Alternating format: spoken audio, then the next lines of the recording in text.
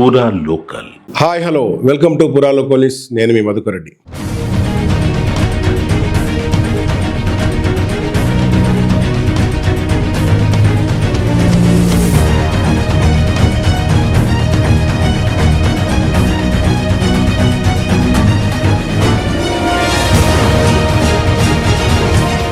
ప్రపంచవ్యాప్తంగా ప్రస్తుతం వినబడుతున్న పేరు హెచ్ఎంపివి వైరస్, హ్యూమన్ మెటానిమస్ వైరస్.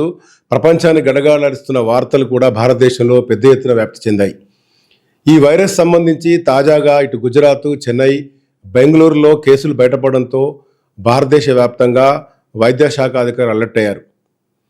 ఇదే నేపథ్యంలో తెలంగాణకు సంబంధించి కూడా వైద్య శాఖ అధికారులు కూడా చాలా ప్రకటనలు విడుదల చేశారు.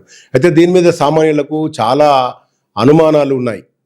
అసలు ఈ వైరస్ సంబంధించిన థ్రెట్ ఎలా ఉండబోతుంది, ఎంత భయానకమైందా, అసలు దీని ఒక నేపథ్యం ఏంది తెలుసుకునేందుకు మనతో పాటు కరీంనగర్ డిఎంఎండ్హెచ్ఓ వెంకటరమణ మనతో ఉన్నారు. వారితో మాట్లాడదాం. అసలు కరీంనగర్ జిల్లాలో ఎలాంటి పరిస్థితి ఉంది, తాజాగా దీనిపైన ఒక అవగాహనకు సామాన్యకు ఎలాంటి సూచనలు లేబోతున్నా తెలుసుకుందాం.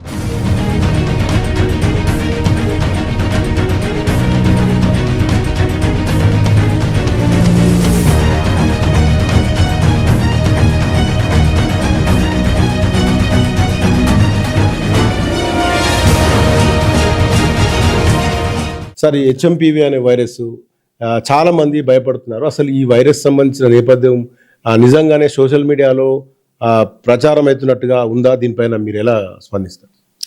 హ్యూమన్ మెటాన్యూమో వైరస్ అనేటువంటిది మామూలుగా అంటే ఇది కొత్త వైరస్ ఏం కాదు, పాత వైరసే. యాక్చువల్గా ఇది 2001 లోపలనే డిటెక్ట్ చేయడం జరిగింది. 2010-11 మధ్యలో కూడా ఇట్లాంటి వైరస్లు రావడం జరిగింది. అయితే వైరస్కు ఉన్నటువంటి స్వభావం ఏంటంటే ప్రతిసారి అది మ్యూటేట్ పొందుతూ ఉంటుంది.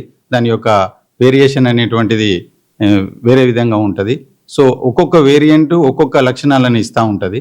కాకపోతే మనం ఇంతకుముందు ఈ 3 ఏళ్ళు అంటే 2019 నుంచి 2021లో ఒక కోవిడ్ అనేటువంటి సమాజం లోపల చాలా భయానకమైనటువంటి వాతావరణము సృష్టించి తర్వాత అది ఎపిడమిక్ నుంచి ఎండమిక్గా మారిపోయి ఇప్పుడు అది చాలా రూపాంతరం చెంది ప్రాణాలను తీయడం లేదు. అదేవిధంగా ఇప్పుడు వచ్చినటువంటి ఈ వైరస్ కూడా ఏమాత్రము భయపడాల్సిన అవసరం లేదు. ముఖ్యంగా ఈ చైనా నుంచి మన భారతదేశం లోపల ఇప్పుడిప్పుడే కొన్ని స్టేట్లలో వస్తుందని చెప్పి మనకు న్యూస్ రావడం జరుగుతుంది. మన గవర్నమెంట్ ఆఫ్ ఇండియా ఎప్పటికప్పుడు రాష్ట్రాలకు అలర్ట్ ఇస్తూ ఉంది.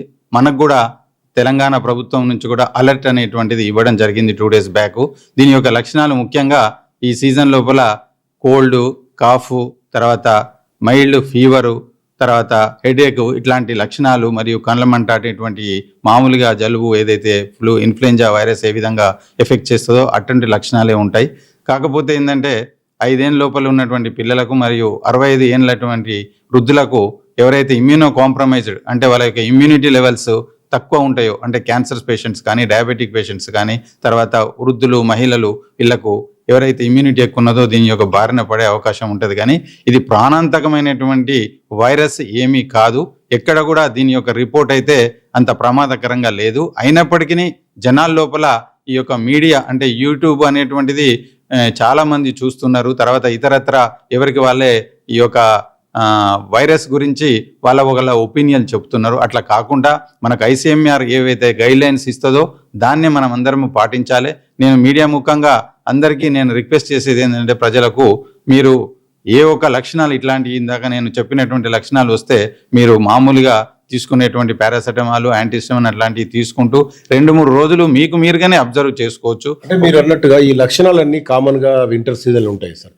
కాఫ్ కానీ, కోల్డ్ కానీ, డస్ట్కి సంబంధించిన ఎలర్జీలు కానీ, అంటే పెథాలజికల్గా ఒక సామాన్యుడు కానీ వెళ్ళాలంటే ఎలా ఉంటుంది? ప్రభుత్వ ఆసుపత్రిలో దీనికి సంబంధించిన డయాగ్నోస్ సెంటర్లు ఇవన్నీ ఎలా ఉన్నాయి? దీనికి సెపరేట్ డయాగ్నోసిస్ కానీ వైద్యం కానీ ఏమీ లేదు.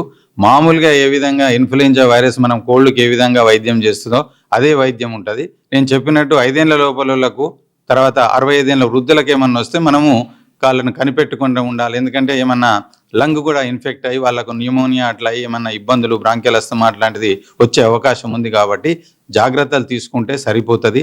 ఒకవేళ కనుక వాళ్ళు 2-3 రోజుల కంటే ఎక్కువగా ఇట్లాంటి లక్షణాలతోటి బాధపడుతుంటే వాళ్ళు డాక్టర్ని సంప్రదిస్తే మనకు ప్రభుత్వ ఆసుపత్రుల్లో మందుల కొరత కానీ వైద్యుల కొరత కానీ ఏమీ లేదు. వాళ్ళు వచ్చి హాస్పిటల్లో, ఎందుకంటే మనకు ఇంతకుముందు ఈ కోవిడ్ అనేటువంటి అనుభవము, ఇట్లాంటి వైరస్ల మీద మనకు అనుభవం లేదు. ఇప్పుడు మనము పెద్ద కోవిడ్ నుంచే మన యొక్క భారతదేశాన్ని వ్యాక్సిన్ ద్వారా, మందుల ద్వారా బ్రహ్మాండంగా రక్షించుకోగలిగినాము. ఇది పెద్ద ప్రాబ్లం కాదు. దయచేసి ఎవ్వరు కూడా ఆందోళన చెందాల్సిన అవసరం లేదు. సైంటిఫిక్గా ఏదైతే వైద్యులు మరియు ఈ సైంటిస్టులు ఏవైతే ఈ యొక్క వైరస్ గురించి చెప్తారో వాటిని విని వాళ్ళ యొక్క లక్షణాలను మీరు గమనించుకుంటూ, ఎక్కడికైనా సమూహంలో వెళ్ళినప్పుడు ఎప్పుడు కూడా ఇట్లాంటి జలుబు లక్షణాలు ఉంటే మాస్క్ పెట్టుకోవడం వల్ల ఇతరులకు వ్యాపించకుండా ఉంటుంది. అదేవిధంగా వాళ్ళు చేతులను షేక్ హ్యాండ్ ఇవ్వకుండా, తర్వాత వాళ్ళు తుమ్మినప్పుడు దగ్గినప్పుడు ఈ యొక్క రుమాలను లేదా చేతి రుమాలను అడ్డంగా పెట్టుకోవడం వల్ల ఇట్లాంటిది అయినంత మనము ఏదైతే లక్షణాలు ఉన్న వాళ్ళను ఐసోలేట్ చేయడం ఒకటి. తర్వాత ఆ లక్షణాలు ఉన్న వాళ్ళు ఒక 3-4 రోజులు పబ్లిక్లో వెళ్ళకుండా వాళ్ళు ఈ యొక్క స్వీయ రక్షణ చేసుకుంటే మనకి ఈ యొక్క వైరస్ బారిన ఏదైనా prevention is better than cure. కాబట్టి ఇట్లాంటి లక్షణాలు కనబడితే ఈ విధంగా జాగ్రత్తలు తీసుకుంటే సరిపోతుంది. దీని నుంచి వైద్యపరంగా ఏ విధమైనటువంటి అంటే అలాం చేసిన అంతేగాని ప్రాణాంతకమైందని చెప్పి ఎక్కడ నిరూపించబడలేదు. మనకు తెలంగాణలో అయితే ఇప్పటి వరకు అయితే ఎక్కడ కూడా కేసు అయితే రిపోర్ట్ అయినట్టు మన ప్రభుత్వం నుంచి ఏ విధమైనటువంటి సమాచారం లేదు. కాబట్టి అందరికీ నేను కరీంనగర్ ప్రజలకు ఒకటే కోరిక ఏంటంటే, ఈ యొక్క సీజన్ లోపల కామన్ ఇప్పుడు మళ్ళీ సంక్రాంతి పండుగ కూడా రాబోతుంది. అందరూ కూడా గెట్ టుగెదర్లు, గ్యాదరింగులు అనేటివి ఉంటాయి. ఇట్లాంటి లక్షణాలు ఉంటే వాళ్ళకే వాళ్ళకి ఐసోలేట్ అయ్యి రూమ్లో ఉండి 2-3 రోజుల తర్వాత తగ్గిన తర్వాత మందిలో కలవడం కానీ, ఫంక్షన్స్ కానీ కొంత దూరాన్ని మెయింటైన్ చేయడం, షేక్ హ్యాండ్ ఇవ్వకుండా, తర్వాత ఒకవేళ ఈ యొక్క శానిటైజర్ను వాడటము, తర్వాత ఏమైనా జలుబు అట్లాంటి లక్షణాలు ఉంటే మామూలు పారాసెటమాల్, యాంటీహిస్టమిన్ తీసుకుంటూ, ఒకవేళ కనుక తీవ్రంగా ఉంటే వైద్యుని దగ్గరికి వెళ్తే వాళ్ళు వైద్యాన్ని ఇస్తారు. కాబట్టి ఎవరు కూడా అనుమానాలకు, అపోహలకు తావు లేకుండా వైద్యులను, వైద్య శాఖను సంప్రదించి అందరూ కూడా అప్రమత్తంగా ఉండి వాళ్ళ యొక్క ఆరోగ్యాన్ని కాపాడుకోవాల్సిందిగా రిక్వెస్ట్ చేయడం జరుగుతుంది. ఇప్పుడు మామూలుగా అయితే సార్, ఇప్పుడు హ్యూమన్ ఏదైతే ఉందో HMPV వైరస్, ఇదంతా ల్యాబ్లోకి వెళ్తే కానీ ఇలాంటి వైరస్ బయటపడలేదు. సామాన్యుల్లో ఒక గూగుల్ ఉన్నది, అసలు పాథాలజీ ల్యాబ్కి వెళ్తే కానీ వైరస్ గురించి తెలియదు. కామన్గా ఇది వస్తుపోటు ఉందా, లేకుంటే ఇది హిడన్గా ఉండి ప్రాణాంతకంగా కాకుండా కూడా శారీర తత్వాలను మార్చి చాలా ఇబ్బంది పెట్టే అవకాశాలు ఉన్నాయనుకుంటున్నారు? అసలు ప్రతి ఒక్కళ్ళు తీసుకుంటే ఈ ఒక వైరస్ ఉండే లక్షణాలు ఉన్నాయా, లేకుంటే ఇది కామన్గా అక్కడక్కడ కనబడుతున్నట్టు? నేను మొదలనే చెప్పాను, వైరస్ యొక్క లక్షణమే మ్యూటేషన్. అంటే దాని యొక్క పరిణామ క్రమం లోపల ఒక్కొక్కటి ఒక్కొక్క విధంగా యాక్ట్ చేస్తూ ఉంటుంది. సో వాళ్ళు ఈ యొక్క జన్యు క్రమాన్ని కనుక విశ్లేషించినట్టయితే అందులో ప్రాణాంతకమైన వ్యాధి కాదు అనేటువంటిది సైంటిస్టులు చెప్తా ఉన్నారు. కాకపోతే ఏంటంటే ఆ ఒక ఇబ్బంది అనేటువంటిది జనాలకు జరగొద్దు అనేటువంటి ఉద్దేశంగా ఈ లక్షణాలు ఉన్నప్పుడు ఈ విధమైనటువంటి జాగ్రత్తలు తీసుకోవాలి. ఎప్పుడు వైద్యుని దగ్గరికి వెళ్ళాలి, తర్వాత వెళ్ళినప్పుడు ఏ విధమైనటువంటి వాళ్ళు వైద్యం ఇస్తారో దాన్ని తప్పకుండా తప్పకుండా వాళ్ళు ఇచ్చేటువంటి సలహాలు, సూచనలు వైద్యాన్ని కనుక తీసుకుంటే ఏ విధమైనటువంటి ఇబ్బంది జరగదని చెప్పి ఇప్పటికున్నటువంటి సమాచారం ప్రకారంగా మనకు మెడికల్గా తెలియజేసినటువంటి పద్ధతిని అందరూ కూడా పాటిస్తే ఏ ఇబ్బంది కూడా ఉండదు. మనం అందరం కూడా ఇదివరకు ఈ కోవిడ్ గురించి అంటే దాని యొక్క పరివర్తనే కావచ్చు ఇది కూడా, ఎందుకంటే అట్లాంటి లక్షణాలు ఉన్నటువంటి రెస్పిరేటరీ లక్షణాలు ఉన్నటువంటి వైరసే కాబట్టి జనరల్గా అవే లక్షణాలు వీటికి కూడా ఉంటాయి. అయినంత మాత్రాన ఎవరు కూడా భయపడాల్సినటువంటి అవసరం లేదని నేను మీడియా ముఖంగా అందరికీ తెలియజేస్తున్నాను. అంటే కోవిడ్ అప్పుడు ఇచ్చిన వ్యాక్సిన్స్ కూడా ఇప్పుడు దీనికి పనిచేయచ్చే అవకాశం ఉందంటారా? ఇప్పుడు ముఖ్యంగా ఈ వైరస్ యొక్క ప్రాణాంతకం కాదు అన్నప్పుడు మీరు అడిగేటువంటి వ్యాక్సినే కానీ వైద్యమే కానీ జాగ్రత్తగా ఉండాలి, కానీ మరీ భయానకమైనటువంటి పరిస్థితులు లేవు. కాబట్టి మనము సాధారణమైనటువంటి ఏదైతే జాగ్రత్తలు తీసుకుంటే సరిపోతుంది. కాబట్టి ఎవరు కూడా భయాందోళన చెందవద్దు. తర్వాత ఈ యొక్క రాంగ్ న్యూస్ అనేటువంటి ఎక్కడో చూసి మీడియా వాళ్ళందరూ కూడా యాక్టివేట్ అయ్యి అనవసరమైనటువంటి వేరే వాళ్లకు సమాచారాన్ని ఇవ్వకుండా ఏది నిజము అయినా ఏ విధమైనటువంటి లక్షణాలు ఉన్నప్పుడు మనం ఏం చేయాలనేటువంటిది వాళ్ళు కూడా ఎడ్యుకేట్ అయ్యి వేరే వాళ్ళకి చెప్తే, ఇంకా ముఖ్యంగా మీ యొక్క ఎలక్ట్రానిక్ మీడియా అట్లాంటి వాళ్ళు కూడా పబ్లిక్ని ఈ విధంగా పాజిటివ్గా ఎడ్యుకేట్ చేస్తే అది ఏ ఇబ్బంది ఉండదని చెప్పి నేను మిమ్మల్ని రిక్వెస్ట్ చేయడం జరుగుతాను.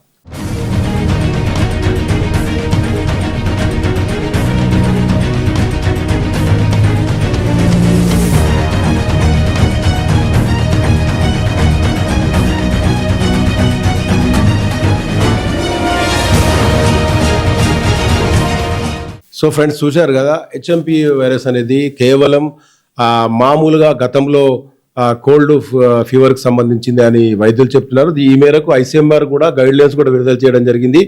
అయితే చైనా నుంచి వచ్చిన ఏ వైరస్ అయినా ఒక భయంకరమైన వైరస్ అనేది ఒక స్ప్రెడ్ అవడం వల్ల, లేకుంటే అలాంటి భావనలు ఉండడం వల్లనే ఈ వైరస్ పైన ఇంత పెద్ద ఎత్తున సోషల్ మీడియాలో స్ప్రెడ్ చేయడం జరిగింది. అయితే ఇప్పటికీ వైద్యాధికారులు కానీ వైద్యానికి సంబంధించిన ఎవరి నిష్ణాతులు ఎవరు చెప్పినా కూడా ఈ వైరస్ అనేది ప్రాణాంతకము కాదు, భయపడాల్సిన అవసరం లేదని చెప్తున్నారు. ఒకవేళ నిజంగానే ఇలాంటి లక్షణాలతో తీవ్రంగా ఇబ్బంది పడితే మాత్రం ప్రభుత్వ ఆసుపత్రులకు కానివ్వండి, ప్రైవేట్ హాస్పిటల్ కానీ దీనికి సంబంధించిన మెడికేషన్ ఉన్నది, మందులు అవైలబుల్ ఉన్నాయని చెప్తున్నారు. ఎవరు కూడా దీనికి భయపడొద్దు. మామూలుగా సోషల్ మీడియాలో వస్తున్న ప్రధానంగా దీనిపైన వస్తున్న ఏదైతే పుకార్లు నమ్మే అవకాశం ఉండొద్దు అని చెప్తున్న పరిస్థితి. కెమెరా పర్సన్ మహేదర్తో మధుకరెడ్డి, పురా లోకల్ న్యూస్, కరీంనగర్.